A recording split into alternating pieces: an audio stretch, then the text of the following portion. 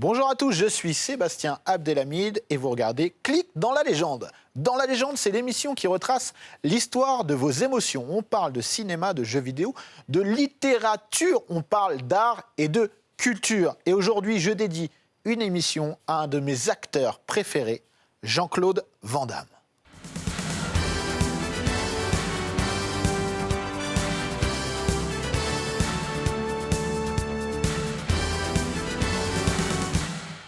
Et pour parler de cette légende qu'est Jean-Claude Van Damme, j'ai un plateau composé de gens qui maîtrisent le grand écart. Évidemment, j'ai avec moi Paul de la chaîne de Paul. Tout à fait. Youtubeur, vidéaste, bienvenue. Merci beaucoup. À nouveau, puisque tu étais déjà venu nous voir la saison précédente. Ouais. Je suis très content que tu sois parmi nous encore aujourd'hui. Moi aussi.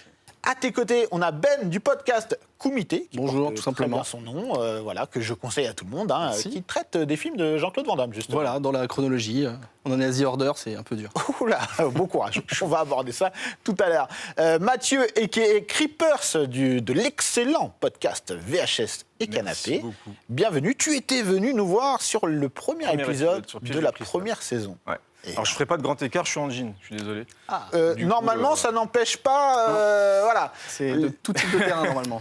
La personne dont on va parler aujourd'hui, lui, il en a rien à cirer. Il est même en jean ou Ok, pas. très Oui, bien. oui, il fait aussi en jean. Alors évidemment, on va parler de Jean-Claude Van Damme. Alors je tiens à préciser, pour nos amis téléspectateurs, je suis archi premier degré en ce qui concerne Jean-Claude Van Damme. Tout le monde. Voilà, je suis un grand fan et j'espère que cette émission qui lui est dédiée va aussi réhabiliter quelque chose parce qu'il a quelque chose de magique. Il a porté tellement Jean-Claude Van Damme. Aujourd'hui, c'est un mythe. Il a été quelque peu égratigné, Malmené, ouais. Moqué. émaillé. Et j'aimerais qu'on revienne un petit peu à l'enfance de Jean-Claude Van Damme. Tout simplement, revenons à la vie à Bruxelles.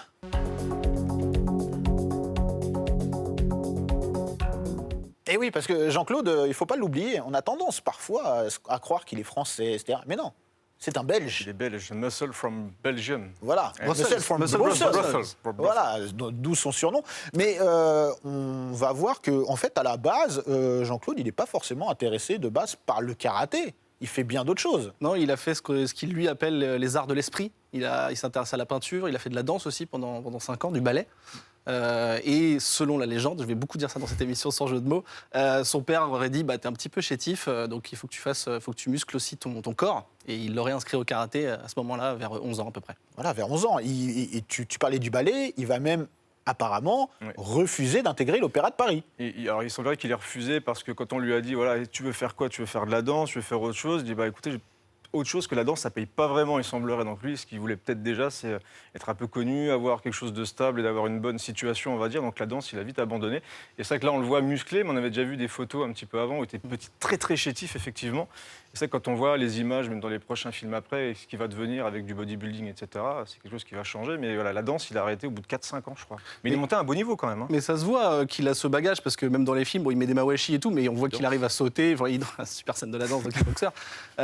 Et donc, ouais, même lui a dit, il y a une phrase un peu célèbre où il dit si tu arrives à subir un entraînement de danse, tu peux faire tous les autres entraînements de tous les autres. C'est vrai qu'on ressent cette danse un petit peu qui est en lui, dans le sens où il est un peu majestueux Ouais, il dans bouge ses très bien. déplacements Félin. avec... voilà, non mais vraiment, c'est il a un déplacement félin, exactement. Et très vite, on l'a dit, hein, il va être un petit peu poussé vers le karaté. Il va d'ailleurs faire des compétitions. Hein. Paul, tu peux nous parler un petit peu des compétitions qui vont... on va dire forger Jean-Claude. Ouais, les compétitions, c'est toujours un sujet un peu flou. Enfin, à chaque Ouais. fois que tu te poses la question pour un acteur gros bagarreur, on va se dire, mais est-ce qu'il était vraiment champion? J'avais regardé ton émission sur Steven Seagal qui disait je crois pas que Jean-Claude Van Damme ait été champion de quoi que ce soit. Parce qu'il y a une espèce de concurrence dans ces acteurs-là où il faudrait être dans la vraie vie un vrai champion pour pouvoir être un acteur de ce En fait, genre dans de les film. années 80, les acteurs qui se bagarraient à l'écran, on voulait qu'ils se bagarrent dans la rue également. Voilà. Et ce qui est pour moi en fait un peu ridicule, c'est-à-dire que je travaille sur Chuck Norris en ce moment. Et Chuck Norris, il dit bon, ils ne sont pas forcément des grands champions, mais ce sont des pratiquants d'arts martiaux, ça c'est sûr. Et Et donc simplement, ce qui est important dans un film, c'est d'être gracieux, d'être inventif, d'avoir des chorégraphies, mais ça ne veut pas dire que dans les compétitions, tu vas forcément être très fort. Donc je sais que... Pour autant, lui, il va quand même en faire quelques-unes. Il va en perdre une importante, mais il va aussi en gagner une. Justement, il va prendre sa revanche après, etc. Et c'est ce qui l'amène aux États-Unis aussi. Oui, c'est vrai, c'est du light contact, je crois, qu'il appelait son armation. Il y a quelques vidéos qui traînent où on peut le voir un petit peu combattre à l'époque. Et donc effectivement, ouais, je crois que quand on regarde les résultats, il n'y a pas beaucoup de défaites. Mais je ne crois pas non plus qu'il était amené à en faire carrière. Donc, en fait, il n'a pas forcément gagné les tournois ou les championnats ou quoi. Il n'a pas été jusqu'à la fin ou même sur le podium. Mais c'est vrai qu'il a quand même mis plein de KO. Et il a des belles victoires de match en match, en tout cas, quoi. Même si ce n'est pas un énorme champion et que souvent c'est un peu discuté, que ce soit en taunt par rapport à Steven Seagal ou juste dans les biographies, il dit non, en fait, il n'a rien gagné de particulier. Je ne sais pas si c'est pour le descendre ou quoi, mais bon, de toute façon, après, il s'en est servi à l'écran. Donc. Non, mais de toute manière, encore une fois, lui ne se réclame pas comme un grand champion international. Ce qui est marrant, c'est que tu as beaucoup d'acteurs maintenant qui font des films d'action, qui s'entraînent et qui apprennent des chorégraphies de combat sans forcément être des compétiteurs ou des gens qui ont des ceintures, etc. Donc, non, mais c'est ce que tu disais. C'est compète entre acteurs, je pense. C'était la grande époque, dans les années 80, c'était la grande époque de la baston au sens large, même pas forcément les arts martiaux. Il fallait que tu aies un pédigré ou que à la ville, tu sois legit, quoi. Donc, il fallait la street cred. Ouais, c'est ça, exactement. La fight cred. Steven, il n'aime pas Jean-Claude, de toute façon. Non, mais on va en reparler. Il aime personne. Voilà, il aime lui. Surtout. Déjà il aime Poutine. En fait, ce qui est sûr, c'est que Jean-Claude Van Damme, il n'est pas intéressé par ce que peut offrir la vie d'un grand sportif en termes de rythme de vie, etc. Il a vraiment envie de richesse, il a envie d'une vie un peu plus faste que celle d'un sportif de haut niveau. Complètement. C'est ça qui va De toute manière, comme je le disais, le karaté, ça a été une passerelle pour lui parce que c'est ce qui lui fait découvrir les États-Unis. Il y vient pour une compétition. Il revient à Bruxelles. Et là, c'est un peu le choc pour lui parce qu'il se dit... En fait, c'est pas vraiment ça la vie. Ce qu'il a appris des États-Unis, c'est qu'il a découvert une chaîne de gym qui s'appelle Gold Gym, très célèbre, où s'entraîne Schwarzenegger, encore aujourd'hui, notamment à Venise et à Santa Monica, Stallone, etc. Et il va un petit peu essayer de dupliquer ce modèle en rentrant à Bruxelles et il va ouvrir sa propre salle. C'est ça. Mais après, il se dit non, bon, là, c'est fini. La vie dont je rêve, c'est pas ça. Et pour toi, ça marche bien. Ça marche très bien. C'est-à-dire qu'il a même une très belle voiture, il gagne bien sa vie, sauf que sa tête, elle n'est plus à Bruxelles. Il est fan de cinéma depuis très longtemps, donc je pense qu'il vise grand depuis le début. Donc le rêve américain, il a envie de s'envoler du nid et de partir à l'aventure. Donc il prend quelques dollars et puis il y va, quoi. Ouais, puis il fait modèle aussi un petit peu. C'est ce qu'ils vont rencontrer un certain Paul Van Damme. Et il va faire les fameuses photos où il est en slip, il fait des photos de sous-vêtements, où il fait des coups de karaté, etc. Dans la plage, sur la plage et tout. Ce qui va lui donner envie aussi de cette reconnaissance dans ces photos de mode-là, va aussi un petit peu le pousser à se dire, tiens, pourquoi pas faire une carrière dans autre chose que la mode ou autre chose que justement la gym, etc. Donc il va avoir une envie de cinéma. Et donc là, il décide de partir aux États-Unis, et c'est évidemment, avant le rêve, la galère.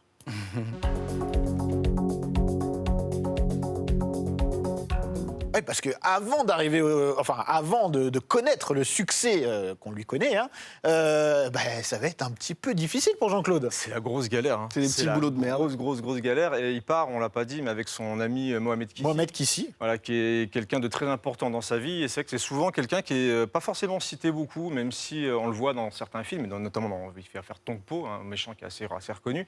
Mais dans le début de sa carrière, je pense que s'il n'y aurait pas eu Mohamed Kissi, je pense qu'il aurait peut-être abandonné aussi. Mohamed et Abdel, son frère. Oui, tout à fait aussi. En fait, il se lie d'abord d'amitié avec Abdel. Et par la suite avec Mohamed. Ils partent tous les deux aux États-Unis. C'est ça qu'il faut le dire. Il n'est pas parti tout seul. Non, il n'est pas parti tout seul. Pour moi, c'est un point important qui, moi, m'avait un petit peu dérangé à l'époque où il faisait cette interview Jean-Claude Van Damme où il prétendait être parti tout seul sans un rond. Il avait sa salle qui marchait très très bien. Il avait un peu d'argent. Il n'est pas parti sans rien. Il est parti avec quelqu'un. Bien sûr, par la suite, il a fini par un petit peu rappeler tout ça, qui est très important. Mais sans Mohamed Kissi, c'était vraiment, ils étaient comme des frères. Pour se soutenir des années entre eux. Voilà, donc c'est important de le rappeler qu'il n'était pas tout seul. Ouais. Surtout que ça a mieux marché pour lui que pour Mohamed au final. Bien sûr, mais attention, je tiens à dire quelque chose, tu l'as dit, Jean-Claude Van Damme a rétabli un petit peu les choses par la suite, parce que peut-être au début, il fallait créer un mythe, et il l'a créé aussi de cette manière-là. Mais aujourd'hui encore, Van Damme n'a pas oublié Mohamed Kissi. Non. Pour être très honnête, la dernière fois où j'ai vu Jean-Claude Van Damme, eh bien, il était avec Mohamed Kissi. Et ça m'a vraiment fait plaisir, en fait, de voir que voilà, leur amitié était encore là des années après. Et voilà, je voyais Mohamed Kissi qui était un petit peu à l'écart. Et nous, on est parti voir, on a dit, ça fait plaisir, tu vois. Il était étonné qu'on le reconnaisse encore après tant d'années. Donc voilà, malgré tout, on va voir que Jean-Claude Van Damme a connu une carrière tumultueuse et riche dans tous les sens du terme, on va dire, avec beaucoup de rebondissements. Mais il a su aussi revenir, faire son mea culpa sur des choses et on va le voir à la fin, démontrer qu'avant d'être une star, c'est avant tout un homme et c'est important. Mais Mohamed Kissi, ça va être son backup en fait. Ça va être l'homme qui va aussi lui dire « abandonne pas, continue, continue ». D'ailleurs, on va voir un petit magnéto sur les premiers boulots de Van Damme. On l'a dit, c'était un peu la galère au début. When I came here, it was very difficult because the language problem, and so I drove around and I talked to many people, directors, producer, agent, everything. Just annoyed people, in other words. Just keep For 5 years. 5 years just annoying people. Did you ever write But to when you celebrities? make it, they say, that's the kid who came to me. I should have signed him. Ah, see that? Yeah, there you go. So what did you do? Did you have odd jobs? You do the waiter thing, that whole bit? Yeah, waiter, bouncer, laying carpets. That's Bouncer? a nice Where one, were you a by the way. bouncer? Now, where were you a bouncer? In Woody's Wharf in Newport Beach. How can you bounce people when they go, when you say to someone, you don't speak English, you try to tell them to get out of here, and the guy's going, what? No. First of all, guys, they look for problems, the big guys. So I'm a small guy, and I go like, sir, why a big guy like you want to fight a small guy like me? I'm just doing my job, man. And the guy starts to cry, and he leaves. Donc voilà, il a été videur, il a fait plein de boulots différents. De pizza, etc. Il y a un truc qu'on n'a pas dit, c'est qu'il parlait pas anglais en venant aux États-Unis. Donc je sais pas comment il a appris ou sur combien de temps. La légende veut qu'il ait Pierre à appris feu. avec les pierres à Avec feu. les pierres à feu, ouais. Ah oui, Ça, avec le dessin animé, oui, c'est ça. Incroyable. Et du coup, ce qui est fou, c'est que là, bon, il a un fort accent, mais il a foncé dans le tas. Et tu vois, tu disais qu'il revient après sur sa vie. Je pense que ça a été hyper vite pour lui. Il a foncé et c'est ensuite qu'il a pris le recul en se disant, ah ok, ma vie c'était ça. Donc je pense qu'il s'est pas posé de questions, il a foncé, il voulait juste devenir célèbre. Et il a pris toutes ses armes et voilà quoi. Ouais, surtout qu'il va après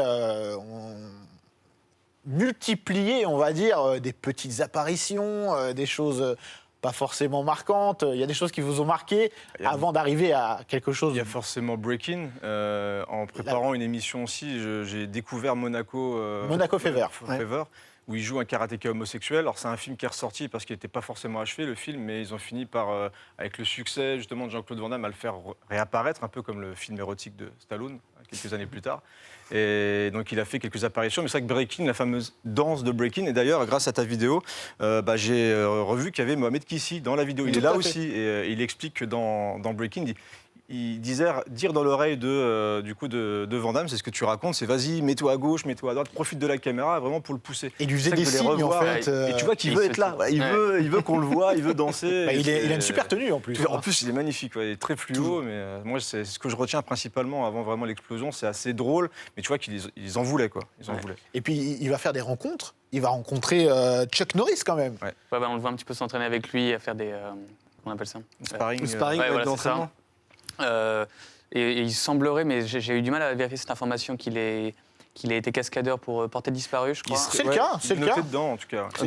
Il y a une autre légende, parce qu'on n'arrête pas de dire des légendes, qui dirait que quand il est arrivé à la salle de Chuck Norris, parce que je crois qu'il était videur pour une des boîtes de nuit de Chuck Norris, il a dû lui dire, je parle au conditionnel, j'ai des pincettes géantes, viens dans mon dojo, et il est venu et il se serait entraîné avec l'entraîneur de Chuck Norris et il l'aurait déroulé apparemment en lui mettant un petit mawashi dans le foie. C'est une légende encore de Van Damme. Mais en tout cas, là, il y a une vraie relation entre Chuck Norris et Van Damme. Et Chuck Norris va être un petit peu son premier mentor, entre guillemets, dans le sens où il va l'aider un petit peu. Portée disparue, on l'a dit. Et par la suite, eh bien, il y a quelque chose quand même d'assez légendaire, pour le coup. C'est que Jean-Claude Van Damme va être le premier Predator. Je vous propose de regarder d'abord les images avant d'en parler. Jean-Claude Van Damme, who had no idea what he was getting into, he was just off the boat from Brussels. He thought he was going to show his martial arts abilities. But we had to, for the beginning of the shoot, make a red version because red is the opposite of green on the color wheel. They're being shot against green in the jungle. So Jean-Claude comes in, and he thought this was actually the real look of the monster in the movie. And he goes, I hate this. I look like a superhero. And he was so angry about it. I'm like, Jean-Claude, did no one tell you? It's a cloaking device. You're invisible for half the picture. This is not you, which made him even angrier because he thought he could do his martial arts. He didn't realize that he was just kind of a stuntman, right? Donc, là, on voit une première version du Predator interprétée par Jean-Claude Van Damme. Elle est nulle, cette version du Predator. Vraiment, elle est horrible. C'est gentil encore, c'est improbable. Encore une fois, il y a plusieurs versions. Enfin, sa version à lui, c'était que le costume, en fait, il ne s'attendait pas à ça. Et lui, il voulait un peu virevolter, faire tout ce qu'on a dit, la danse, tout ça, même mettre des kicks et tout ça. On lui a dit non, le Predator, c'est pas un kickboxer, donc calme-toi et tout. Et apparemment, le costume, on lui aurait fait un essai costume avec le moulage et tout. Il s'y attendait pas, il a paniqué quasiment. Et en gros, il disait qu'il pouvait rien faire dans ce costume, il pouvait pas sauter, il y avait des échasses ou quoi, donc ça lui allait pas du tout. Et il y a une version qui dit qu'il y a eu des différends artistiques où il a un peu pété plus haut que son cul en disant non, moi je vaux mieux que ça, alors qu'il n'était pas connu à l'époque. Donc, mais en vrai, il avait raison. C'est ce que j'allais dire. Ouais. Franchement, je pense qu'il ne pouvait pas bouger grand-chose. Non, clairement pas. Et on a tous vu Predator. On sait ils ont eu raison de changer de toute façon. Donc voilà. Et je pense que même son histoire n'aurait pas été la même s'il avait fait le Predator. Peut-être que si ça avait été noté au générique ou quoi, peut-être qu'il aurait fait encore d'autres trucs à côté. Mais c'est clair que quand tu vois la tronche du costume, tu te dis ouais, il a eu raison de se barrer. Donc je pense qu'il a dû râler parce qu'il ne devait pas être à l'aise non plus. Donc, et puis je pense qu'on ne lui a pas vendu comme un rôle costumé. Ouais. Lui, il avait envie aussi d'émerger. Voilà, qu'est-ce que t'en penses? Et il a pu mal comprendre aussi parce qu'il comprenait pas bien encore forcément l'anglais.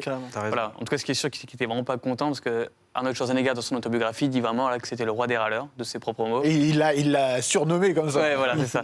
Donc, mais ça a été extrêmement important dans sa carrière parce que ce qui va venir ensuite, c'est qu'il va un petit peu bluffer sur le fait qu'il ait été sur le tournage de Predator, alors que pourtant il ne sera pas gardé au montage, pour ensuite séduire un producteur. Ouais. Mais quand on voit là le Predator aujourd'hui, comme tu le disais, hein, Mathieu, c'est que on voit celui-ci en rouge, on voit l'actuel. On se dit qu'en fait, Van Damme a réussi même à faire de Predator un succès. C'est vrai. Peut-être que grâce à lui, ils se sont dit même, il a peut-être raison. Peut-être que le costume, il voit rien. Peut-être qu'on peut pas bouger. Puis on le voit bouger, c'est absolument ridicule. Donc il y a des chances, je crois que c'est Stan Winston qui a fait le costume après du Predator, qui a retravaillé complètement le système et ça donne le chef-d'œuvre de John McTiernan. Donc peut-être que ça a donné quelque chose de bien à la fois pour Predator et pour sa carrière aussi. Ben oui, puis Van Damme, je pense qu'il s'attendait à affronter Schwarzenegger. Ouais. Et voilà, moi je trouve que c'était un bon choix parce que leur costume était éclaté. Donc, donc voilà. Donc maintenant, là, on va passer à ce qui va vraiment faire exploser la carrière de Jean-Claude. Évidemment, Bloodsport. Alors là, c'est la révélation. C'est la révélation, mais avant d'arriver à la sortie de Bloodsport, il y a toute une aventure. Alors Paul, tu nous disais justement, Jean-Claude va jouer sur le fait qu'il était dans le cast de Predator, et c'était une sortie très attendue. On l'a dit, McTiernan à la réalisation, Schwarzenegger, Carl Weathers, il y a un gros casting. Il y a plusieurs versions, parce que... voilà, à cette époque-là, il y a un studio de cinéma qui fait la pluie et le beau temps dans le cinéma d'action. Je vais te laisser en parler, c'est évidemment... C'est la Canon. La Canon. La Canon, c'est... Évidemment. La Canon, vous savez quoi? Venez, on se regarde le générique juste pour le plaisir. Oh ouais.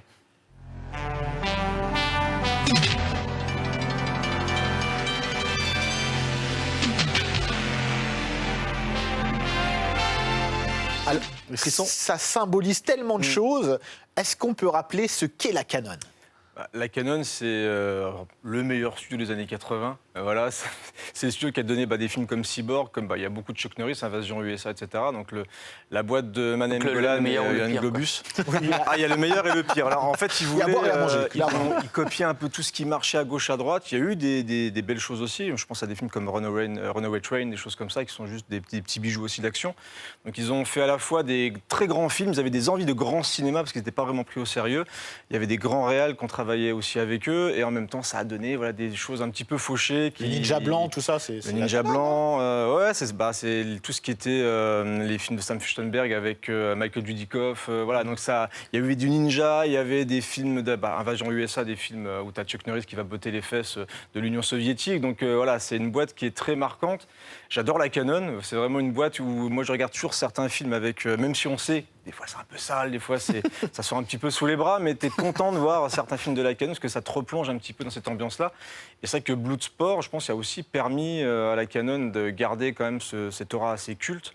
Parce que voilà, la Canon, ça permet aussi d'avoir des films d'action comme ça, qui ne coûtaient pas forcément très très cher, mais qui ont marqué les esprits. Et puis, à sa tête, on a une personne importante, on a Menahem Menahem Golan. Golan, ouais. Quelqu'un peut nous dire qui est Menahem Golan et ce qui va se passer avec Jean-Claude? Parce que là aussi, on a plusieurs versions.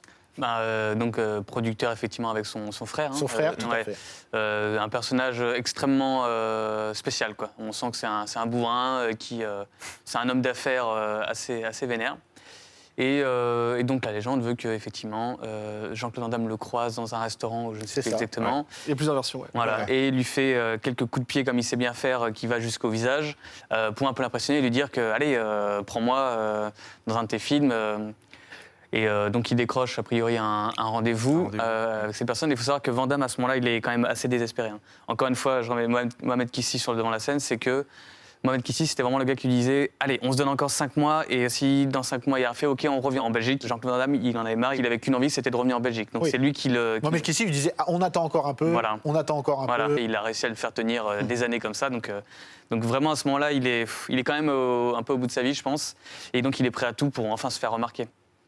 Il va à un rendez-vous avec lui, il lui fait un grand écart. Entre deux chaises. Entre deux chaises. Important. Et donc, il y a deux versions. La version que ça l'aurait impressionné et il aurait sorti le script Bloodsport. Carrément de son bureau. Voilà. Il y a une version qui dit Menahem Golan a sorti le script de Bloodsport du bureau. Il a dit allez, c'est pour toi. Ouais, mais moi, la version que je crois plus, c'est pas celle-ci. C'est qu'a priori, il lui a fait le truc, mais tu peux parier quand même sur un mec qui fait juste un grand écart, ça semble un peu compliqué. Non, après, il y a de sa secrétaire, ou je ne sais plus qui exactement, dit que, quand même, récemment, il a travaillé dans Predator, ce qui est quand même une production énorme pour la Canon, en tout cas. Donc, c'est quand même quelqu'un qui est dans le circuit. Il était avec Arnold Schwarzenegger. Voilà, il ne savait pas encore qu'il avait été viré du truc et que ça ne l'avait pas du tout fait. Voilà.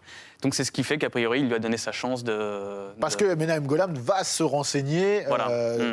se serait renseigné, Ouais. et effectivement, on lui confirme que Van Damme est dans Predator, sans en dire plus. Donc lui, ça lui donne aussi un gage de confiance, et il se dit, attends, s'il est avec Schwarzenegger dans le prochain blockbuster de McTiernan, c'est pas mal. Hein, clairement. Donc il faut remercier la personne que Menahem Golan a eu au téléphone qui n'était pas encore trop au courant du fait que Van Damme y était plus. Ça s'est peut-être joué là-dessus. Hein, Ouais, on sait pas. complètement. Il y a des chances. Sincèrement, moi, je crois un petit peu toutes ces versions parce qu'on est dans un temps, il faut recontextualiser, on est dans les années 80. Là, on est 86, 87. Dans les années 80 où Hollywood, c'est aussi un monde où tout est possible, entre guillemets. Et de toute façon, certaines carrières, comme celle de Jean-Claude Van Damme, vont nous le prouver. Bon. En tout cas, on ne sait pas exactement ce qui se passe, mais il va atterrir sur Bloodsport. Il faut savoir qu'avant, tu parlais de Monaco Fever, il fait Karate Tiger aussi avant, où il joue un méchant qui fait un grand écart sur des cordes. sur des cordes. cordes. Il y a l'arme absolue aussi. Il y a l'arme absolue, c'est avant? C'est avant ou c'est après? Ce que j'allais demander. Je crois que c'est après. C'est après. C'est après. Ouais. Non, il fait ça, et puis il a un rôle quand même incroyable avec un petit qui est entraîné par le fantôme de Bruce Lee, un film que je ne recommande pas. C'est une sorte de karaté kid un petit peu. Comme ça. Sauf pour les scènes avec Van Damme. Sauf pour les scènes avec Van Damme, Le combat. et avec et la BO. Et la BO, il y a une soundtrack assez Retreat, sympathique. No Surrender. Exactement, qui En fait, pour on moi... fait difficilement plus années 80. Quoi. Voilà, plus années 80 de chip. Ouais. C'est pas possible. Donc voilà. Donc là, Van Damme, il voit vraiment une opportunité en Bloodsport parce que c'est un film déjà qui se passe en Asie et c'est un pari. Pourquoi c'est un pari de prendre Van Damme sur Bloodsport? C'est un pari déjà, parce que le film, il y a un petit budget quand même, et on sent que même Golan, il donne le contrat, il dit voilà, tu vas faire ce film-là, et on est sur des films d'arts martiaux, de combat assez, entre guillemets, classiques. Mais c'est là où on sent que Van Damme est arrivé un petit peu au bout de son délire, c'est sa dernière chance, entre guillemets, sa dernière carte. Et je pense qu'ils vont tout donner. Ils vont vraiment tout donner avec Mohamed Kissi, qui semble aussi impliqué justement on va dire en arrière-boutique. Il est là aussi pour aider pour les chorégraphies de Il joue combat. dedans. Il joue dedans aussi, oui, tout à fait. Il fait défoncer la jambe partout. D'ailleurs, on voit qu'il est bien mis en avant dedans. Il se fait péter la jambe, donc ça fait partie des scènes cultes du film. C'est même un des rares à vraiment réussir à mettre des coups d'ailleurs à Chong-Li dedans avant Jean-Claude. Donc on sent qu'il est quand même bien dedans. Mais il va vraiment aider à pousser. Même il semblerait, dans le choix de certains acteurs, à décider que peut-être que lui pourrait participer, peut-être que lui non. Mais les deux vont vraiment jouer leur grosse carte. Voilà, c'est notre film. Cette fois, on y va à fond. Ils ont participé au montage, On va en parler après du montage. Mais c'est un sacré pari parce qu'on est sur un inconnu qui débarque et qui a un premier rôle au cinéma. Alors, on rappelle, Bloodsport, c'est un film qui se passe à Hong Kong, Ouais. un film de tournoi d'arts martiaux. Et Van Damme, il n'est pas asiatique. Non. Il est blanc. Ça serait très librement inspiré de la vie de Frank Dux. On n'en a même pas parlé, oui. Mais alors Ouais. lui, c'est un cas aussi de son côté, parce que tout ce qu'il a pu annoncer est remis en question. Est-ce qu'il a vraiment été champion? Est-ce que le tournoi secret de ses dires, ça serait j'ai fait un tournoi secret en Chine, à Hong Kong et tout ça, est-ce que c'est vrai ou pas? Aux dernières nouvelles, c'était un agent de la CIA infiltré, donc Il y a eu pas mal de procès. voilà, des etc. procès, ouais, bien sûr, mais même par rapport à The Quest après, Ouais, où bien ça serait, sûr. voilà. Enfin bon, bref, c'est... Il y a eu pas mal de procès avec ce personnage Frank Dux qui, voilà, c'est très bien de le rappeler, hein, parce que ça fait partie aussi, ça contribue D'ailleurs, bien sûr. l'encart au à la fin, mythe. parce que je l'ai revu là. Ah oui. Alors je me suis dit, tiens, je vais lancer 10 minutes, mais tu n'arrives pas à tenir 10 minutes. C'est tu impossible. continues. Bah Le oui. sport, tu le finis. C'est comme les Et M&M's. t'as l'encart à la fin où il dit, il a fait le KO le plus rapide en quelques secondes. Ouais, il y a des le point stats, le plus il fait rapide, le truc, il y a des coup de pied stats. le plus rapide, enfin, c'était le meilleur du monde, et tout le long du film, ils veulent le rattraper, il peut fracasser des flics, il peut tabasser tout le monde. L'armée veut récupérer Frank Dux, c'est l'arme absolue C'est de l'arme l'armée absolue, américaine, c'est on ne sait pas pourquoi, mais on sent que le mec, il s'apprécie beaucoup. C'est peut-être Steven Seagal en détourné. Voilà pourquoi Steven Seagal en voulait à c'est pour Jean-Claude, ça, justement. Mais oui, Ouais, pardon, je vais dire, ce qui est important de dire aussi, c'est que le film, il est resté dans les placards pendant au moins 1 ou 2 ans, Ouais. et que c'est Van Damme. il a encore failli une fois, ne jamais sortir. C'est ça. Et que c'est Van Damme qui, lui, un peu dans l'image de on donne tout, c'est notre dernière cartouche, s'est mis à faire le montage. Alors, sûrement pas lui tout seul. Mais en Alors, tout cas, c'est. La légende voudrait qu'il se soit enfermé Ah, carrément, ok. dans la salle de montage avec un monteur, donc, et qu'il soit mis à retravailler le montage. Parce que la version qui n'a De base, ouais. voilà, de base n'était pas du tout celle qu'on a vue. Van Damme a apporté quelque chose d'important, c'est notamment la multiplication de plans pour un même coup. C'est-à-dire qu'on voit un coup porté de différentes manières. Ça, apparemment, c'est Van Damme qui l'a apporté, et c'est quelque chose qui va être extrêmement utilisé après dans le cinéma d'action. C'est-à-dire que Bloodsport marque vraiment un tournoi pour un tournant, pardon, pour le cinéma d'action. Donc Van Damme va remonter le film. On a des preuves de tout ça. Je veux dire, c'est quelque chose d'avéré. Franchement, non. Je pense que moi, j'ai envie d'y croire, hein, pourquoi pas. Mais franchement, il n'y a rien qui le prouve. Mais il n'y a rien qui a été non plus démenti. Oui, tout Non, à fait. Donc vraiment. Mohamed Kissi le dit, hein, ils ont vraiment rebossé le montage ensemble. C'est-à-dire que quand Golan a vu le film, il a dit non, ça c'est nul, on ne le sort pas, limite en vidéo, peut-être, Ouais. peu importe. Et il était super déçu d'ailleurs, parce qu'il s'est dit ouais. on a dépensé de l'argent pour rien. Et du coup, Van Damme a dit non, ouais, encore une fois, il a dit laisse-moi le film, au pire des cas, voilà, tu le rejettes si tu veux, mais laisse-moi le film, on va retravailler le montage. Et donc, ils ont bossé le montage au taquet. Et c'est vrai que quand tu vois l'exemple, pourquoi tu n'arrives pas à décrocher le Bloodsport, c'est qu'en termes de montage, alors ça marche très très bien. La partie tournoi est vraiment ultra efficace et tu sens que ça a été travaillé, parce que c'est pas le film le mieux réalisé du monde. Voilà, tu sens qu'il y a quand même... Voilà, le réal, je crois que c'est son dernier film. Après, c'était un réal de seconde équipe, beaucoup dans certains grands films quand même.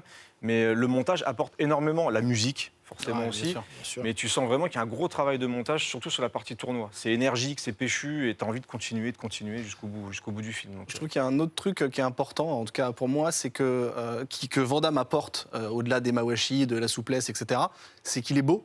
Et c'est un détail, mais au final, en face, on a Stallone qui est juste une montagne de muscles et qui est charismatique, mais dans son style. Schwarzy, c'est pareil, c'est un Golgoth. Chuck Norris, il n'est pas spécialement charmant. Et là, Van Damme... Jolie moustache. C'est vrai qu'il a une jolie moustache.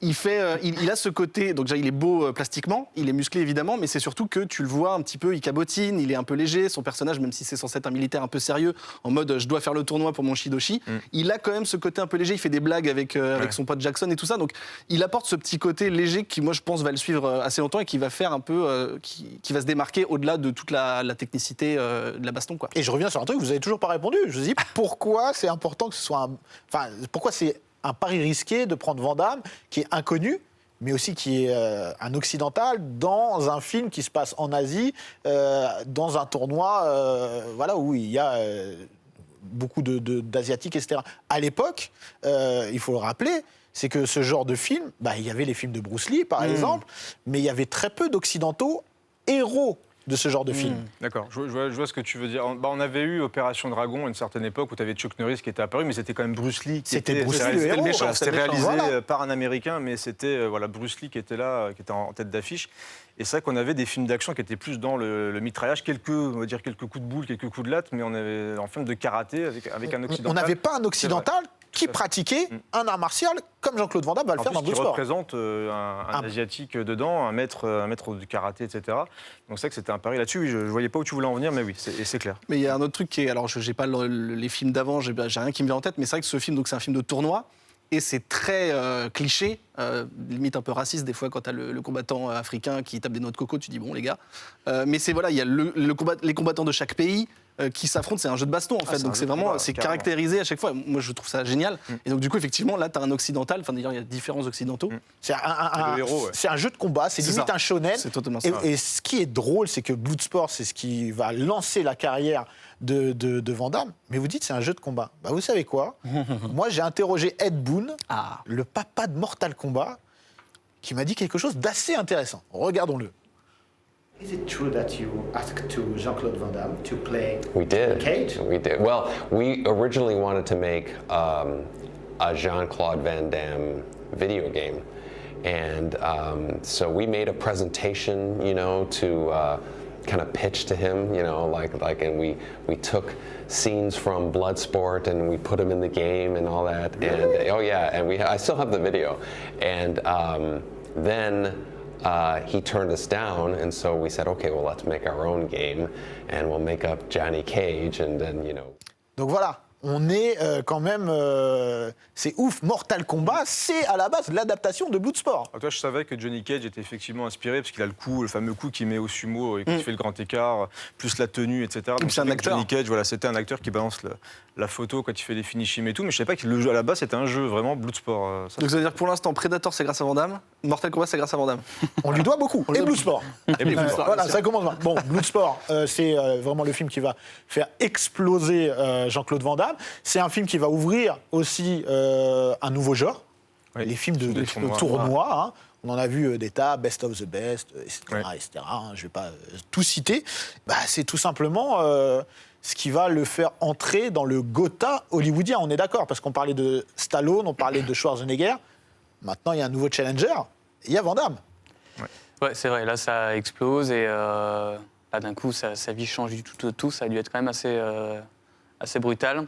Et le téléphone sonne tout le temps, des propositions ci et là. Et donc ouais, c'est vraiment étonnant. Moi qui suis avec lui dans ce truc-là, même si bon forcément il est toujours un petit peu en arrière-plan.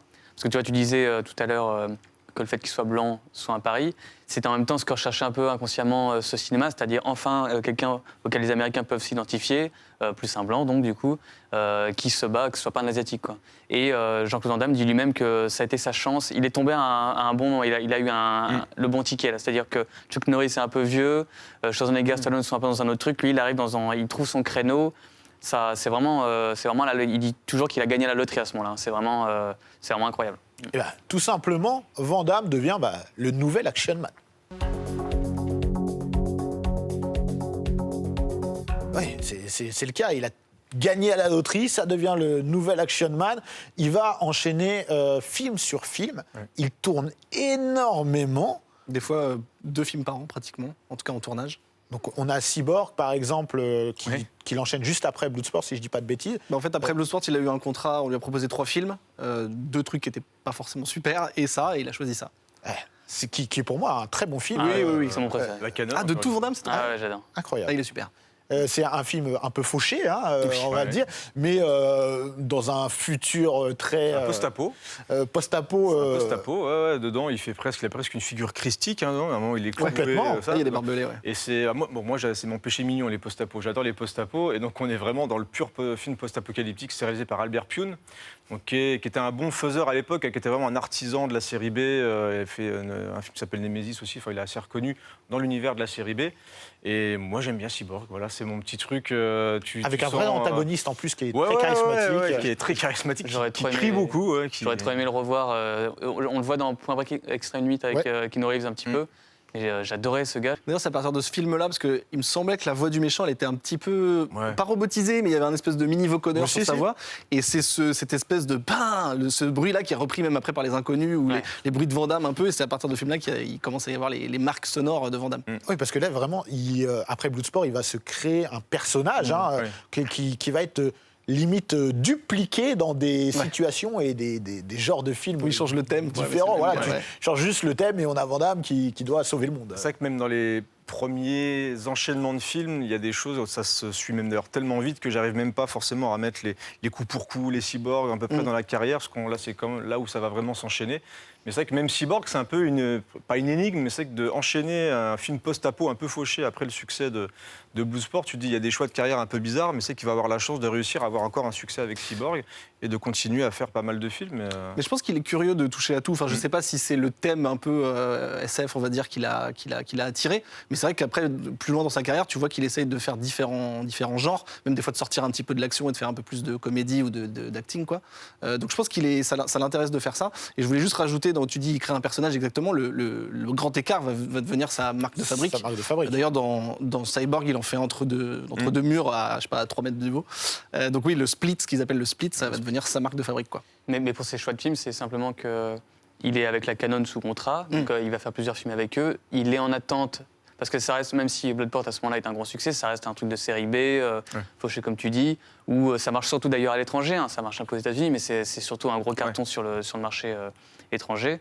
Et donc il attend l'opportunité qu'il y ait un studio au-dessus qui le démarche, ce qui a commencé à arriver 80. Universal Soldier. Universal Soldier, voilà, c'est là le... Ah, Universal Soldier, parce que là, on voit Full Contact, coup pour coup. J'aime beaucoup coup pour coup. J'aime beaucoup Double Impact. Double Impact, super. Et je l'ai revu récemment et je trouve aussi. qu'il a ce cash et 90 qui fonctionne bien. C'est de Sheldon Lettich qui l'a fait le film. Et ça fait partie des films que j'aime bien relancer où tu te dis, c'est la série B des années purement 90. Mais quand tu imagines que ça sortait en salle à l'époque et que ça cartonnait, ça marchait très bien, Double Impact. Et puis Double Impact, il joue donc son frère et lui-même, et il joue très bien. en C'est ce vrai. que j'allais dire. Pour moi, c'est le film qui montre, le premier film dans sa carrière, qui montre que vraiment, il sait jouer.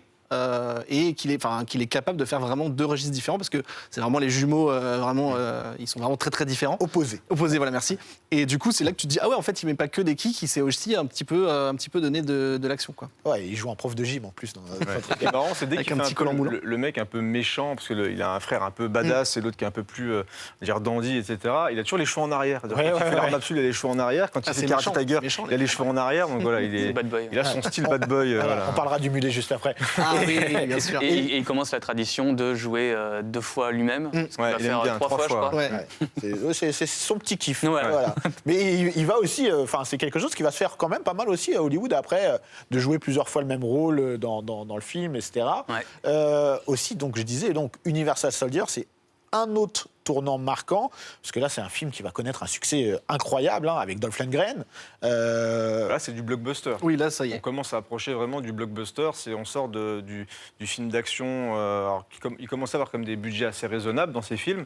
Mais là, on est vraiment dans le gros film américain, réalisé par un Allemand, mais gros film américain, Par le Roland blockbuster. Roland Roland Emmerich, Emmerich, Ça va être une des seules fois où il aura un réalisateur quand même de renommée internationale qui va vraiment Attention, marquer... Peter Williams, quand même, c'est pas n'importe John qui. Woo, Williams, après, ouais. bon, Et après, John c'est Woo, différent, mais bon. Ringo Lam, Tsouiar, on va en parler. Ok. En tout cas, dans la chronologie, oui. Ok. Ouais. Oui, non, mais Roland Emmerich, voilà, c'est quelqu'un qui en impose déjà à l'époque et qui va s'imposer par la Ce que je voulais suite. dire, c'est qu'il est très grand public, là où Peter Williams, tu dis, c'est quand même plus du cinéma un peu plus niche, même qui marche très bien, mais c'est quand même un peu plus niche que Roland Emmerich qui touche vraiment tout le monde. Il va faire après ses films les plus connus. L'Indépendance d'elle. Stargate, je sais plus, c'était avant, c'était à Universal Soldier. C'était après. C'était après. Donc c'est un réal quand même qui a fait beaucoup de gros blockbusters, les 2012, etc. Qui continue, sont encore très connus. Et c'est une franchise qui continue d'ailleurs, on en parlait tout à Universal l'heure Soldier, on a rapidement. eu moultes épisodes, mais on n'a pas le temps de tous les évoquer. Mais regardez Day of the Reckoning, c'est très très Mais bien. pareil, là, il sort un petit peu du film de pur baston, où ça va être plus des gunfights et des trucs un peu militaires, explosions et tout. Et c'est même là où il va commencer réellement les gunfights. Ouais, c'est vrai. Puisque avant, c'était vraiment, tu le disais, Ben, c'était vraiment de la bagarre. C'est ça. Pure et dure. Et là, c'est là où il va prendre justement pour moi un autre costume, encore un peu plus grand, c'est-à-dire au-delà de la bagarre, il va être un petit peu plus complet dans le cinéma d'action. Parce que c'est beaucoup de gunfight aussi, le cinéma d'action de l'époque. On le rappelle, on a des mastodontes, Schwarzenegger, Stallone, on a l'émergence de Steven Seagal, qui va être de très courte durée. Il y a beaucoup de gens. Et donc Universal Soldier va le propulser. Il marche vraiment sur les plates-bandes, effectivement, des Schwarzy, des Stallone. Il varie un petit peu son style de film.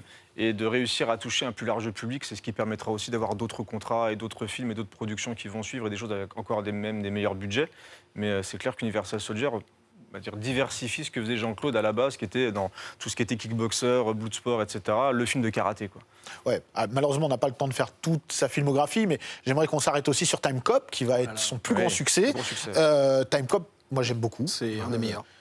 Beaucoup d'incohérences sur le voyage dans le Oui, temps. comme dans tous les films. Mais tous honnêtement, les c'est films un sur le très travail. très bon film. Oui. Peter Iams, d'ailleurs. Hein. Peter Iams, Ouais, Time Cop, tout à fait. Là, c'est son plus grand succès jusqu'alors. Ouais, c'est son vraiment point culminant là. Là, c'est la folie. Je crois qu'à ce moment-là. En 94, c'est ça, Time Cop Ouais, je crois que c'est ça, ouais. En termes de bénéfices, je sais plus ce que c'est, mais c'est quelque chose de. Bah, vraiment en tout cas, public, en termes de succès public, C'est très grand là, public. il va toucher vraiment, c'est là où le film va cartonner Oui, parce auprès que du grand public. l'action est super. Lui, il est parfait en Il est termes. flamboyant. Ouais, il est flamboyant, il est drôle, il fait des blagues. Il fait des grands écarts dans la le cuisine. C'est vrai, oui. il fait des grands écarts au-dessus de l'électricité. bien sûr. Il fait lire la marque de ses chaussures à un voleur. Bien sûr. C'est incroyable. Et oui, effectivement, peut-être qu'il y a des incohérences temporelles, je veux bien, mais au final, le pitch est cool. Et voilà, c'est de la grosse récréation et il délivre, quoi. Il est à fond. Il est pas encore dans les problèmes personnels, donc Non, c'est super. on va y venir juste après. Donc, Time Cop, évidemment, il enchaîne quelques films à côté. Et là, il devient l'acteur le plus bankable d'Hollywood et arrive un point de rupture pour moi, Street Fighter 2. Ouais. Bah, le Street Fighter, le film. grand Voilà. écart, trop écarté. Alors, on a un tournage chaotique. Bah, c'est là où il a mis l'année dans la neige, quoi. C'est bien dit. Et alors moi, je l'ai vu, j'avais 10 ans quand il est sorti, donc moi j'étais content de voir Van Damme et Street Fighter au cinéma. À 10 ans, tu te rends pas compte de... Tu vois que les personnages ne sont pas forcément les mêmes que dans le jeu vidéo, mais on a appris que récemment que c'était pour Steven de Souza, c'est son seul film. Pourtant, c'est un scénariste qui un est très hyper grand connu, scénariste. notamment de Piège de cristal, enfin de plein de films, de Commando d'ailleurs. Pas Et Street Fighter, c'est compliqué parce qu'il a dû gérer non seulement Raoul Julia qui était en fin de vie, Il était qui est malade. mort, même le film n'était pas complètement terminé, qu'il est mort, voilà. D'ailleurs, Et lui, tellement il était malade sur le tournage, il devait réajuster son costume à Raoul Julia parce qu'il compliqué, hein. était très très malade et il donc, perdait il devait énormément de poids. gérer non seulement ça, mais en plus Van Damme qui était complètement en roue libre, complètement défoncé. Il Alors, prenait $10 000 de coke par semaine. Pire que ça, c'est qu'il se barrait carrément, apparemment, à Macao Ouais. pendant des jours et des jours. On ne savait pas où il était. Et il revenait comme ça, et apparemment il aurait eu une liaison avec Kylie Minogue sur le C'est ce qu'il a dit, tournage. C'est ça. Il y a eu beaucoup de choses. Ce film va être vraiment, déjà, c'est pas bien reçu, Street Fighter. Non, non. C'est- Non, en plus, tu vois, moi, ça me fait du mal de dire ça, mais c'est la vérité. Tu vois, il a le regard vitreux, tu vois qu'il n'est pas dans son rôle. Déjà, de base, est-ce que c'était bien de le faire jouer Guile? Je sais pas. Non, mais déjà, de base, c'est une mauvaise idée dans toute cette façon. manière. Exactement. Street Fighter. Et puis, tu vois, depuis le début, on dit qu'il est impliqué dans pas mal de ses films, de près ou de loin. Là, tu vois, effectivement, il en a rien à faire, quoi. Il est, enfin, selon encore ce qui a été dit, j'étais pas sur le tournage. Mais ouais, en fait, c'est triste parce qu'il abandonne, comme tu dis, ses points de rupture, et en fait, ça vole en éclats, quoi. Ça vole en éclats parce que après, on s'aperçoit que derrière la star, il y a aussi un homme avec plein de fêlures, de cassures et de problèmes, hein. Donc, mais malgré tout, il va être partout. C'est-à-dire que il va être au top du top du top. On va le voir dans Friends, on va le voir sur tous les plateaux télé. Ça devient une star C'est internationale, une icône, carrément, ouais. une icône. Ouais, ouais. Mais en même temps, dans sa vie, ça va pas, quoi. C'est compliqué. Bah là, à cette époque-là, je sais pas, en tout dans sa vie, il a eu 5 mariages, dont 2 fois avec la même femme, avec qui il est encore aujourd'hui, normalement. Donc sa vie, ça part vraiment en vrille, effectivement la drogue à fond. Et puis il y a ce côté, ça va lui monter à la tête.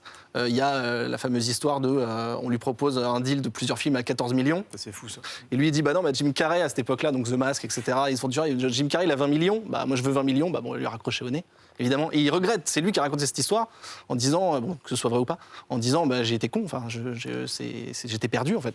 Si, ouais. Et, en fait, au moment où il a gagné la loterie avec Bloodsport, ça commence en fait à ce moment-là. C'est-à-dire que d'un coup, il accède à une vie, les galas, les trucs, il rencontre tout ce qu'il avait eu envie d'avoir. Il C'est l'a. ça. une baraque, machin.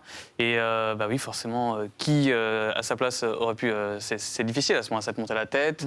Et il découvre, c'est vraiment aussi le point de rupture, il découvre la cocaïne, qui est vraiment la drogue des nantis, c'est très cher, mais. Voilà, il vit la grande vie là. Et le cinéma, ça l'intéresse de moins en moins, même s'il continue à beaucoup tourner parce qu'il a peur qu'on lui enlève sa chance. Mais surtout, il devient blacklisté en plus après. Par la à cause de cette grosse tête, en fait. C'est-à-dire qu'il il fait sa diva et effectivement, il demande des choses. Effectivement, il se fait blacklister. Son comportement, je pense, petit à petit, il lui a fait éloigner de toutes bonnes opportunités. Et de toute façon, quand tu deviens addict à la drogue, mais c'est terrible. Tu n'es plus, t'es plus fiable en fait. Complètement, mais il est important de le dire. Encore une fois, moi, c'est extrêmement important, c'est que par la suite, donc il a arrêté la drogue, il s'est rendu compte de tout ça, il a fait son mea culpa, mais aussi il est dans une démarche de prévention par rapport à ça, même si on va le voir, il a été vraiment incompris sur de nombreuses choses. C'est quelque chose, il dit vraiment. Il reconnaît, il a déconné vraiment. C'était une période très très dure pour lui de sa vie. La drogue, ça fait partie des choses qui vraiment, tu sens qu'il a envie d'en parler, tu sens qu'il a envie de dire aux gens, n'en prenez pas. Ouais, il a dit que c'était sa plus grosse erreur. Ouais, sa plus grosse erreur. Qu'il l'a même rendu auprès de ses proches, il disait que ça le rendait méchant, agressif. Même Mohamed Kissi, du coup, c'est à ce moment-là que c'est la rupture. C'est-à-dire qu'il change, il prend la grosse tête. Mohamed Kissi, derrière, il est un peu laissé. Il sent que parce qu'ils s'étaient promis, ils avaient fait un petit peu des pactes ensemble avant que ça marche, pour faire des choses pour les bonnes causes, etc. Bon, forcément, c'était plus trop le cas. Mais c'est sûr que oui, de toute façon, c'est vrai que ça peut sembler du reproche. Tout ce qu'on dit là, c'est des trucs qu'il a reconnus par la suite. Oui. Il a merdé, mais c'est ce qui fait que sa vie aussi est passionnante, parce que c'est un homme, et nous, à sa place, qu'est-ce qui serait passé si d'un coup on avait ça? C'est difficile de résister à ces tentations. Donc oui, bien sûr. Et puis, avec tous ces problèmes, Jean-Claude, par la suite, va devenir carrément un mème. C'est-à-dire que nous, en France, on va plus le prendre au sérieux. Les journalistes vont le tourner en dérision. Avec des phrases qu'on a le entendues, aware, hein. Le aware. C'est au moment de Répliquant, si je dis pas de bêtises. Ouais, c'est ça, c'est au moment quand de Répliquant est sorti, donc C'est 2001. il y avait déjà eu quelques beats quand même, mais c'est des DTV beaucoup maintenant. Et pourtant, c'était un film de Ringo Lam. Alors, On va pourtant, venir voilà. justement sur le mais cinéma. c'est vrai que le côté on comprend même, tu le voyais dans tous les bêtisiers, tu voyais aux enfants de la télé, tu voyais dans tous les Et ça, trucs ça là, le on peine. aime bien, Ça le il en peine prend, énormément. ouais, En fait, Il n'a plus de crédibilité C'est ça. en France. En fait, voilà, justement, tu fais bien de préciser en France, parce oui, qu'au oui. final, il a été formé aux médias aux États-Unis, donc c'est très carré, il sait quoi répondre. Tu t'avais montré l'extrait du plateau télé, même si son anglais est pas bon, il sait quoi dire, il sait dire la bonne blague, il joue avec le public et tout ça. Quand il arrive en France, notamment, moi j'ai l'émission d'Ardisson en tête. Évidemment, Ardisson, à l'époque, on connaît, il veut se le faire. Voilà, il veut se le faire. Tu vois, il parle de ses petits boulots. Il dit vous conduisiez des gens qui prenaient de la drogue, et vous, c'était pas tout de suite la drogue. Enfin, tout de suite, il l'amène sur les terrains glissants. Et tu vois qu'il est mal à l'aise. Tu vois qu'il y a. Alors, souvent, on se moque, on dit le franglais, Van Damme, tu viens de Bruxelles, de quoi tu parles? Mais la barrière de la langue, je sais pas. Enfin, j'en sais rien, je suis pas dans ses baskets. Mais il y avait ce côté, il est stressé, on l'agresse d'une certaine manière. Il sait ce qu'il doit faire en termes de com, mais en même temps, voilà, il s'en mêle les pinceaux. Et puis, quand il essaye de sortir de la drogue, il y a aussi un peu de spiritualité de son côté. Du coup, il essaie de la partager mal, parce qu'il dit des trucs, ça va un peu trop vite. Quand tu essaies d'analyser certaines de ses phrases, c'est pas con, c'est juste qu'il le dit d'une certaine façon. On dirait que c'est un truc de fortune cookie, tu vois. Bien sûr, même il a annoncé, on va dire, Netflix avant l'heure, etc. On a ressorti ça. Donc maintenant, on ressort ça maintenant. Mais en fait, quand on essaye un petit peu de réfléchir, c'est peut-être mal formulé, etc. Mais il y a des choses qui ont vraiment du sens. Et donc, il se sent justement, comme tu l'as dit, agressé, incompris, méprisé aussi. Et c'est ça. En France, il y avait un moment où on parlait de Van Damme pour se moquer de lui. On voulait l'inviter pour se moquer de lui. Et juste avant ça, c'était bon, je pense qu'il faisait le taf, mais juste avant ça, quand on l'invitait, notamment chez Drucker ou je sais pas où, c'était juste Van Damme, votre dernier film, faites un Mawashi sur Michel Drucker. Donc il faisait le show, mais je pense que ça l'excitait pas. C'était une bête de foire. Voilà, exactement. Et ça a dégradé jusqu'à la drogue, etc. Parce qu'on le voyait jamais à l'époque, des gros films et des gros succès. C'est pas forcément le genre d'acteur qu'on aimait bien inviter. C'était pas assez intéressant, pas assez intellectuel, etc. Par contre, quand il s'agit de se moquer, on aime bien. Donc, et d'ailleurs, quand tu parles encore même de Van Damme maintenant, pour les gens qui regardent pas forcément la carrière, etc. Oui, Aware directement. Voilà, c'est Aware, c'est des choses comme ça. Donc il en souffre encore beaucoup maintenant, et d'être pris au sérieux. C'est devenu peut-être le premier même avant l'heure. On l'a vu avec Aware, il y a eu l'eau dans 20-30 ans, il n'y en aura plus, etc. Bref, il y a plein de répliques, etc. Et pourtant, dans cette période un peu compliquée, j'aimerais qu'on fasse un point sur JCVD et le cinéma hongkongais.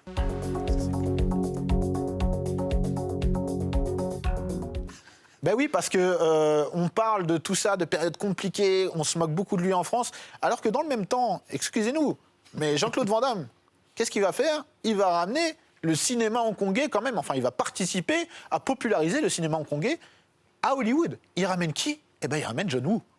Dans un de mes films préférés, Chasse à l'homme. Art Target, Chasse à l'homme, le fameux mulet. Comment ça se passe ? Comment il ramène John Woo à Hollywood ? Je crois que t'es d'accord, comment ça se passe pour le mulet? Ça, je crois savoir. J'ai pas, vous avez le... Alors, sur Chasse à l'homme, il semblerait que. Bon, John Woo était déjà sur le projet, en fait.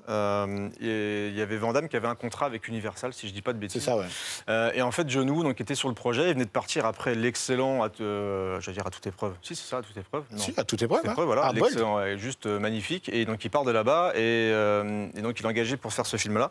Et il voulait prendre Kurt Russell au départ. Il avait déjà le mulet, je crois. Donc, du coup, c'était pratique. Et à la place, donc, il était beaucoup trop pris. Et donc, il finit par partir sur Jean-Claude Van Damme. Moi, je croyais que c'était Jean-Claude Van Damme. Voilà, dans ma petite histoire, Les c'est légendes. Jean-Claude Van Damme qui ramène John Woo Bah, sur voilà, le projet. c'est ça. Et, Parce qu'à la base, c'était pas John Woo sur le projet.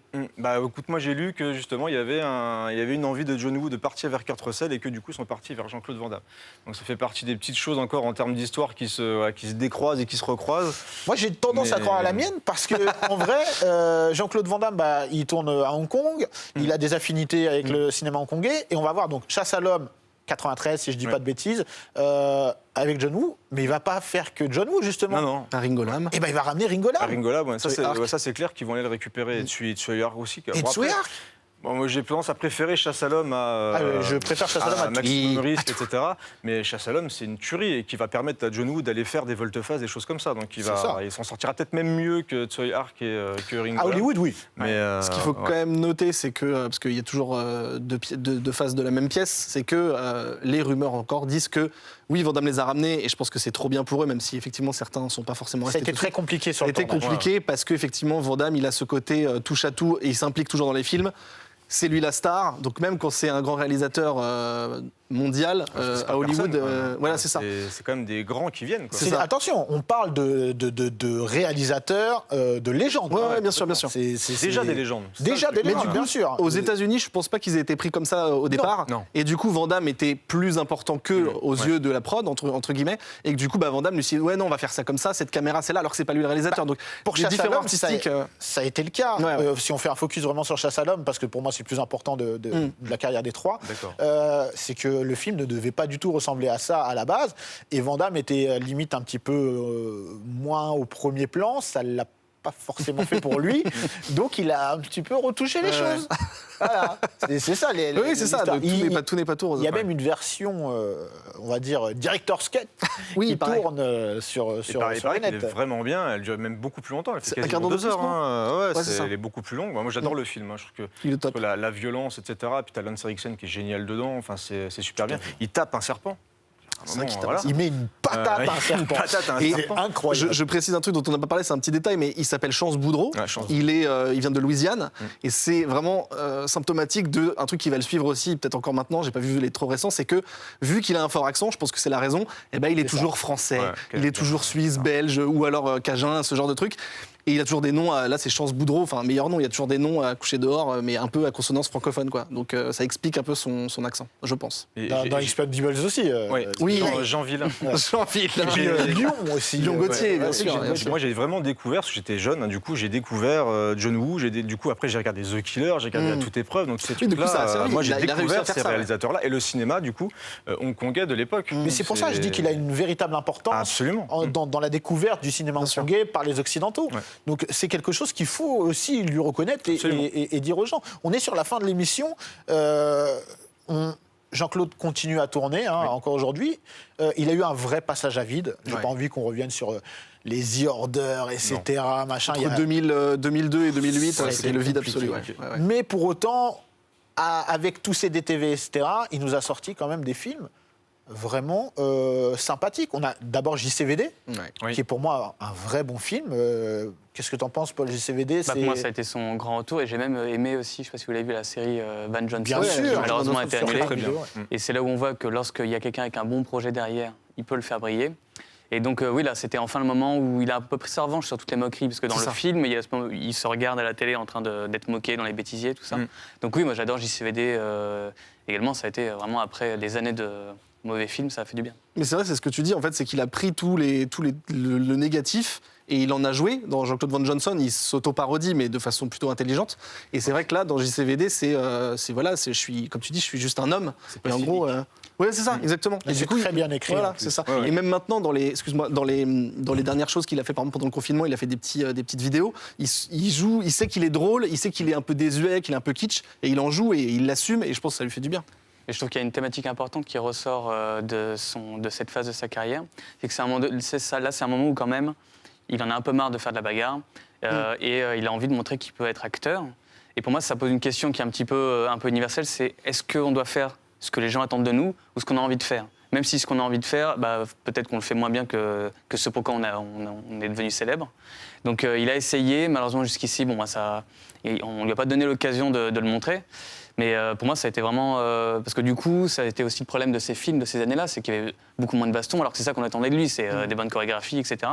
Donc voilà, je trouve que c'est un dilemme intéressant. Lucas aussi, par la suite, Lucas, qui est sympathique. Qui est sympathique. En fait, le problème, je trouve que c'est dommage qu'il n'ait pas réussi à bien rebondir après JCVD, en fait. Il y a quand même eu encore quelques tentatives de films d'action un petit peu loupées. En fait, il n'a pas réussi, je pense, à retrouver le bon réal qui lui permette de réenchaîner avec tout ça. Et c'est vrai que Van Johnson, pour moi, c'était une bonne surprise parce qu'il avait trouvé un beau projet. Malheureusement, Netflix a arrêté après Amazon Prime a coupé après la première saison. Là, on va voir, il a un projet avec Netflix, justement, qui va arriver. Mais la tentative d'acting... Je trouve qu'il s'éteint un petit peu trop, peut-être qu'il veut trop en faire aussi. Je pense qu'il cherche aussi une crédibilité et ça passe parfois par du non-jeu, même quasiment. J'en ai regardé un qui s'appelle Le sang du cartel hier. Voilà, faut pas se faire du mal comme ça, par contre. Tu vois, il joue le muet dedans. Donc, tu vois, il a une volonté de faire quelque chose d'un peu plus dramatique, d'en rajouter un petit peu plus. Tu le vois dans des films comme The Quest, on n'en a pas parlé, c'était sa première réalisation. Le Grand Tournoi, tu vois qu'il veut jouer, tu vois qu'il veut faire de l'acting et pas que mettre des kicks, quoi. Alors, moi, j'ai envie de vous dire, les amis, mais en fait, c'est un excellent acteur pour moi, JCVD, parce que, comme on l'a dit, il avait d'énormes problèmes. Notamment de drogue, et pourtant, dans certains films, il joue la comédie, quoi, et vraiment... Welcome to the Jungle, qui est un mauvais film, il est excellent dedans. Il est drôle, et tu vois, dès qu'il arrive dans le film, il a un tout petit peu de présence dedans, mais je pense qu'à la comédie, ça pourrait être pas mal pour lui, parce que dès qu'il dégage un petit peu d'énergie, qu'il casse le code du mec un petit peu buriné, parce qu'il a chopé une gueule aussi. Hein. Ouais, mais attention, il a 60 ans, Jean-Claude. Ouais, mais il a vraiment... Et pourtant, il a toujours un corps athlétique. Et puis il a un visage que tu peux utiliser. Il a un visage, oui, bien sûr. Il a vraiment une gueule qui pourrait bien fonctionner dans certains films. Pour conclure l'émission, messieurs, est-ce qu'on peut dire que le temps va réhabiliter la carrière et l'importance de Jean-Claude Van Damme dans le cinéma d'action ?